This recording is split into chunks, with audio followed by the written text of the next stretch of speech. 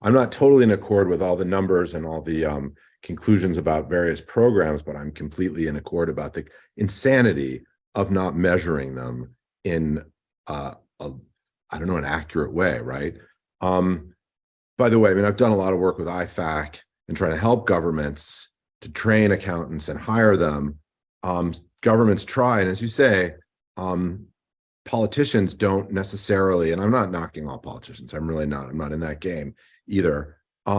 Politicians don't often pay attention to it, because I will say this, I've worked in this, is that the public isn't asking for the accounts. When the financial crisis in 2008 happened, I was researching this book.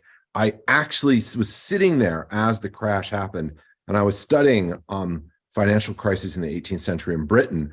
And basically in Britain, when they had financial crises, there were these arguments in Parliament. You know, the financial press was invented in the 1720s when people just started publishing balance sheets about government debt, about companies, which hadn't actually done accurate reporting or accounting either.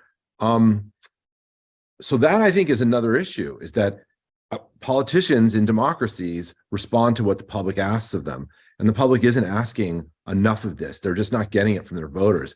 And this is a huge, huge, huge, huge problem. If you went to, you know, your local voter meeting and everyone raised their hand and said, look, I want to see a real balance sheet, and you had a lot of politicians getting that response, maybe we would see it. So yeah, this is a really problematic situation.